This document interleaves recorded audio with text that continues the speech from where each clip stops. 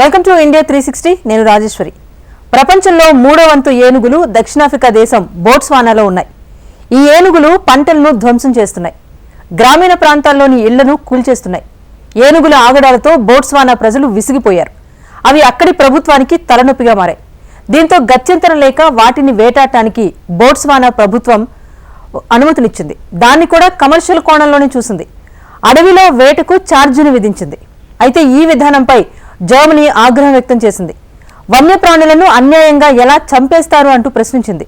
దీంతో బోట్స్వానా అధ్యక్షుడు మసికీకి ఒళ్లు మండిపోయింది. 20,000 ఏనుగులను గిఫ్ట్గా పంపుతాను, వాటిని చూసి మురిసిపోండి అంటూ చురకలంటించాడు. అసలు ఆఫ్రికా దేశంలోని ఏనుగుల గురించి జర్మనీ ఎందుకు జోక్యం చేసుకుంది? బోట్స్వానాలో ఏనుగుల సంఖ్య పెరగటానికి కారణమేంటి? What the story? జర్మనీపై బోట్స్వానా ఎందుకు మండిపడింది? విచిత్రమైన 20,000 ఏనుగుల గిఫ్ట్ కథేంటి? ఏనుగుల వేటకు బోట్స్వానా ఎందుకు అనుమతిస్తోంది? బోట్స్వానా ఆఫ్రికా ఖండంలోని దక్షిణాన ఈ దేశం ఉంటుంది. ఇది పూర్తిగా భూపరివేష్టిత ప్రాంతం. అంటే ఆ దేశానికి చుట్టూ ఏమాత్రం సముద్రం లేదు. ఈ దేశంలో 25 లక్షల జనాభా ఉంది. భూమిపై తక్కువ జనాభా ఉన్న దేశాల్లో బోట్స్వానా ఒకటి. సాపేక్షంగా ఖాళీగా ఉన్న ఈ ఆఫ్రికన్ దేశంలో ఏం జరుగుతోంది? తాజాగా జర్మనీతో పోరాటానికి ఈ ఆఫ్రికన్ కంట్రీ సిద్ధమైంది. తాజాగా బోట్స్వానా అధ్యక్షుడు జర్మన్లకు తీవ్రమైన వార్నింగ్ ఇచ్చాడు. అయితే ఇదేమీ సాంప్రదాయ యుద్ధం లాంటిది కాదు. 20,000 ఏనుగులను జర్మనీకి పంపుతామంటూ బోట్స్వానా బెదిరిస్తోంది. వాటితో ఎలా జీవించాలనుకుంటున్నారో తాము చూస్తామని ఆ దేశ అధ్యక్షుడు తెలిపారు. అయితే ఎందుకు అధ్యక్షుడు ఇలాంటి వ్యాఖ్యలు చేశారు? బోట్స్వానా ఏనుగులకు జర్మనీకి సంబంధమేంటి? అతి సర్వత్ర వర్జయేత్ అన్నారు పెద్దలు.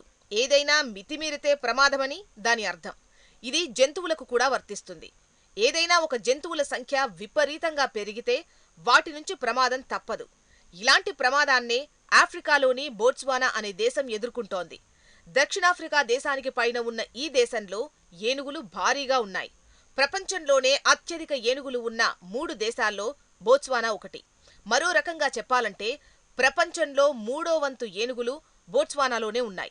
ఈ ఆఫ్రికన్ కంట్రీలో మొత్తం 130,000 ఏనుగులున్నాయి. ఏనుగులకు చివరి అభయారణ్యం బోట్స్వానా. ఆఫ్రికన్ ఏనుగులు ఆ ఖండమంతా సంచరిస్తాయి. కానీ స్మగ్లర్లు, మానవ సంఘర్షణల కారణంగా ఏనుగుల సంఖ్య క్రమంగా తగ్గుతోంది.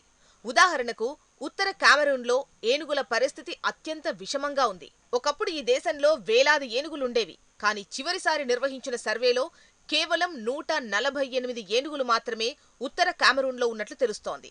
దీంతో ఏనుగులు అంతరించిపోతాయన్న ఆందోళనలు వ్యక్తమవుతున్నాయి.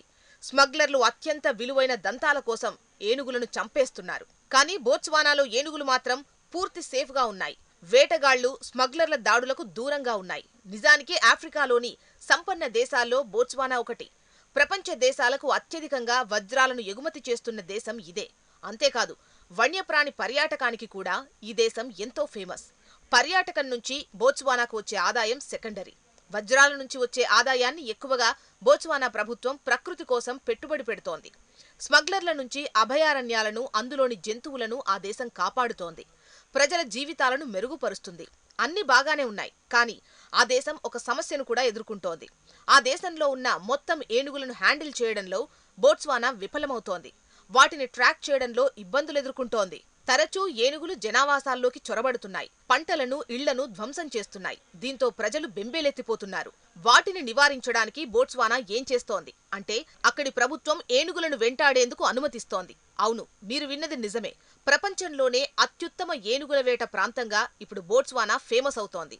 ధనిక విదేశీయులకు బోట్స్వానా ఇప్పుడు స్వాగతం పలుకుతోంది. ఆ వచ్చే విదేశీ వేటగాళ్లు లైసెన్స్ కోసం కొంత చెల్లించాల్సుంటుంది. వారంతా జంతువుల సంఖ్య పెరగకుండా నివారించే వారిగా గుర్తింపు పొందుతున్నారు. వారికి సంబంధం లేని, వారికి ఏ హాని తలపెట్టని జంతువులను వధిస్తున్నారు. అనంతరం వేట ట్రోఫీని పట్టుకెళ్తున్నారు. రిచ్ యూరోపియన్లు ఏనుగుల వేటకు భారీగానే తరలొస్తున్నారు.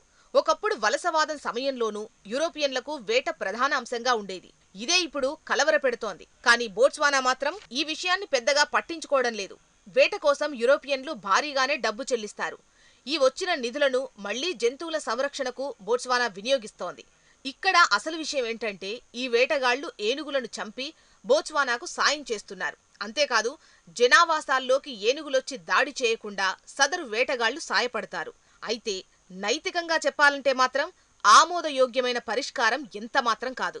కానీ బోట్స్వానా ఏనుగుల విషయంలో ఎలాంటి చర్యలు తీసుకున్నా మనం ఉపన్యాసాలు ఇవ్వలేము. వాస్తవానికి యూరోపియన్లు ప్రపంచ దృష్టి కోణంలో ఏమాత్రం ఆలోచించరు. వారు నైతిక, నీతి పాఠాలు బోధించేందుకు ఇష్టపడతారు. వేట కోసం యూరోప్ దేశాల పౌరులు కూడా భారీగానే వెచ్చిస్తున్నారు. కానీ వేటాడడం తప్పంటూ హితబోధ చేసేందుకు సిద్ధమవుతున్నారు. అందుకు ప్రత్యక్ష నిదర్శనం జర్మనీ. వేట ట్రోఫీల దిగుమతిని కట్టడి చేయాలని యోచిస్తోంది. ప్రాథమికంగా వేటాడిన జంతువుల ఎముకలను దాచుకునేందుకు అనుమతించడం లేదు. ఇది జర్మనీ విధానం కావచ్చు, లేదా జంతువుల సంరక్షణ కోసం తీసుకున్న నిర్ణయమే అవ్వచ్చు. నిజానికి జర్మనీ ఉద్దేశం మంచిదే. కానీ ఆ విషయంలో బోట్స్వానాను సంప్రదించిన తర్వాత నీతులు చెబితే బాగుండేది. కానీ ఆ దేశాన్ని సంప్రదించకుండానే ఏనుగుల వేట సరికాదని జర్మనీ విమర్శించింది. ఈ వేటపై ఆంక్షలు విధించడంపై జర్మనీ పర్యావరణ మంత్రిత్వ శాఖ ఒక ప్రతిపాదన చేసింది. జర్మనీ ఏకపక్షంగా విమర్శలు గుప్పించింది. ఈ విషయమై బోట్స్వానా అధ్యక్షుడు మసిసి తీవ్రంగా స్పందించారు. మీకు జంతువులపై అంతగా ప్రేమ ఉంటే చెప్పండి, 20,000 ఏనుగులను గిఫ్ట్గా పంపుతాను, వాటితో గడిపి చూడండి అంటూ మండిపడ్డారు. తమ దేశంలో ఏనుగుల సంఖ్య విపరీతంగా పెరిగిపోతోందని మసిసి ఆందోళన వ్యక్తం చేశారు.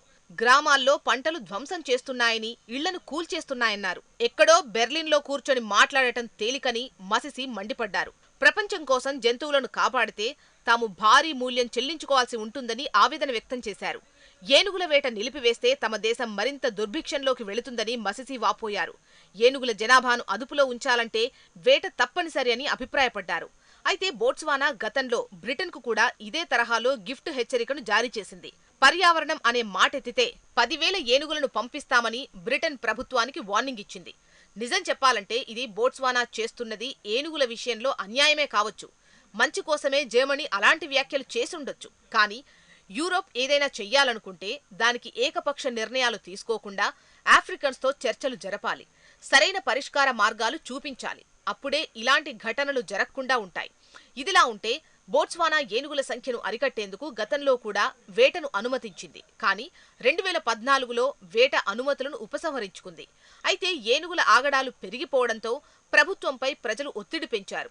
దీంతో 4 ఏళ్ల క్రితం మళ్లీ ఏనుగుల వేటను బోట్స్వానా ప్రభుత్వం పునరుద్ధరించింది. అయితే ఈసారి కొన్ని నిబంధనలు విధించింది. ఏడాదికి వేటాడాల్సిన ఏనుగుల సంఖ్యను పరిమితం చేసింది. ప్రపంచవ్యాప్తంగా ఆయా దేశాల్లో సంఖ్య పెరుగుతున్న జంతువులను వేటాడేందుకు ప్రభుత్వాలే అనుమతిస్తున్నాయి. ఆస్ట్రేలియాలో కుందేళ్లు, స్కాట్లాండ్లో దుప్పుల సంఖ్య భారీగా పెరుగుతున్నాయి. ఈ నేపథ్యంలో వాటిని వేటాడటానికి అక్కడి ప్రభుత్వాలు పౌరులకు అనుమతిస్తున్నాయి. ఈ క్రమంలోనే బోట్స్వానా కూడా వేటకు అనుమతిస్తోంది. అంతే, ఇందులో కొత్తేమీ లేదు.